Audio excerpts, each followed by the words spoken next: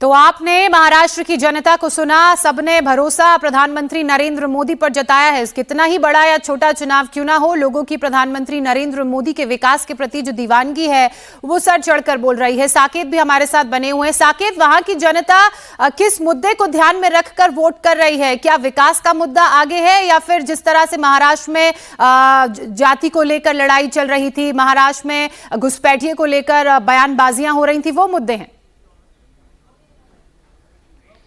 देखिए जोशना, पिछले कुछ दिनों में जब हम इलेक्शन कवर कर रहे थे तो कई ऐसे मुद्दे आए जो पॉलिटिकल पार्टीज ने उठाए। पॉलिटिकल पार्टीज के मुद्दे भले ही जाति, धर्म और भाषा का रहा हो, लेकिन यहाँ पर जब लोग वोट कर रहे हैं तो सबका एक साथ यही कहना है कि वो विकास के मुद्दे पर और अपने क्षेत्रीय समीकरण को ध्यान में रखते हैं। अब चूंकि ये बीएमसी का इलेक्शन है, ये उनका अपना इलेक्शन है, यहाँ का जो नगर सेवक बनेगा वो उनके बीच का अपना व्यक्ति होता है। तो ऐसे में वो ये चाहते हैं कि जब किसी ऐसे व्यक्ति को चुनकर लाया जाए जो उनके आम मुद्दों पर बात करे तो वो सबसे बेहतरीन बात होती है। और इसलिए यहाँ पर जो भी वोटिंग के लिए पहुंच रहा है उसका यही कहना है कि कैंडिडेट जो भी हो वो अपना काम ठीक तरीके से करे। वो सुख दुख में एक तरीके से अगर आप देखें तो जो एमपी एमएलए के इलेक्शन होते हैं वो अलग होते हैं, वो रिप्रेजेंटेटिव्स होते हैं, लेकिन यहाँ आपकी बात को ऊपर तक पहुँचाना, हर सुख दुख की घड़ी में अपने लोगों के साथ जुड़ना, ये नगर सेवक का काम होता है। और इसीलिए आज जितने भी मुंबई के 227 वार्ड पर जो चुनाव हो रहे हैं वो इसी को लेकर हैं। और इसमें आपको जानकर हैरानी होगी कि 1700 से ज्यादा उम्मीदवार हैं। तो ऐसे में इन उम्मीदवारों की किस्मत भी इस पर टिकी हुई है, क्योंकि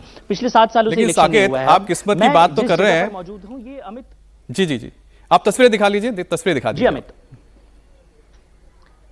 बिल्कुल अमित, ये बांद्रा इलाका है। बांद्रा की अगर बात की जाए तो यहाँ पर हर क्षेत्र के अलग अलग मुद्दे होते हैं। यहाँ देखिए कि वोटिंग परसेंटेज अमूमन कम देखा जाता है, लेकिन लोग धीरे धीरे आ रहे हैं, वोट कर रहे हैं। और खास तौर पे जो सीनियर सिटीजन्स हैं वो सबसे ज्यादा हमें यहाँ पर देखने को मिल रहे हैं, क्योंकि विकास के मुद्दे पर सबसे ज्यादा वही बात। लेकिन साकिब, जैसा आपने बताया, लोगों के अंदर ये बात तो होगी कि हमें क्या चाहिए, अब उसके हिसाब से हम वोट करेंगे, लेकिन आंकड़े बहुत मायने रखते हैं चुनाव में। राजेश, क्योंकि लगातार आपने बहुत सारे पॉलिटिकल लीडर्स के साथ इंटरव्यूज किए थे, उनसे आपने बात की थी, कैमरे पे बहुत सारे सवाल भी आपने किए थे, लेकिन सबसे महत्वपूर्ण है कि 2017 की अगर बात करते हैं, थोड़े आंकड़ों पे बात करते हैं तो थोड़ा हमें इलेक्शन समझ में आ जाएगा।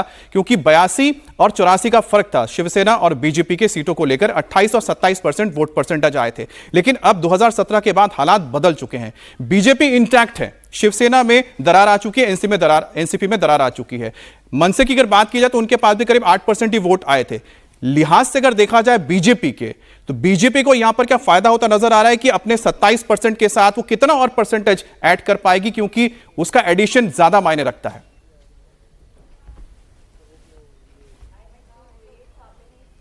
2026 में महाराष्ट्र की राजनीति में आमूलचूल परिवर्तन हुए हैं। और अगर हम 2024 और 2026 की बात करें तो हम कंपेयर कर सकते हैं। 2024 में जो चुनाव लड़ा गया, जब शिवसेना टूटी और उसके बाद वो चुनाव हुआ, लोकसभा का चुनाव हुआ, पूरे महाराष्ट्र की हम बात करें तो एकनाथ शिंदे जो है वो उद्धव ठाकरे पर भारी पड़े थे। लेकिन अगर हम मुंबई में आए तब उद्धव ठाकरे जो हैं वो एकनाथ शिंदे पर भारी पड़े थे।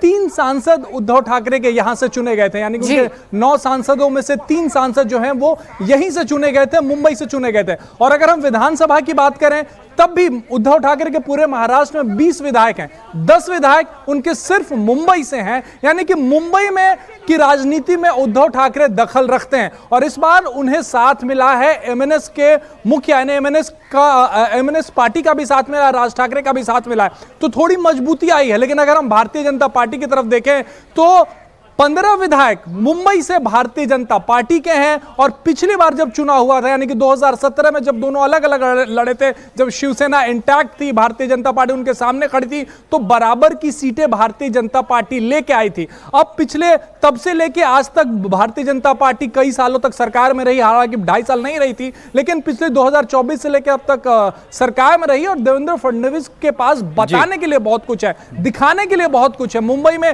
ट्रैफिक की जो समस्या होती है उससे निजात उन्होंने दिलाई है। कम से कम साउथ मुंबई से बांद्रा आप महज 20 मिनट में पहुंच जाते हैं। ये बताने के लिए, दिखाने के लिए देवेंद्र फडणवीस के पास है। और इसी पिच पर वो लड़ाई लड़ रहे हैं। की बात लगातार राजेश हर कोई नेता कर रहा है, लेकिन जिस तरह से मराठी गैर मराठी का मुद्दा ठाकरे ब्रदर्स के ओर से उठाया गया था, उस पर भी क्या बीएमसी चुनाव का रुख तय हो सकता है? इस पर भी आगे बात करेंगे। लगातार हमारा ये महा कवरेज जारी है।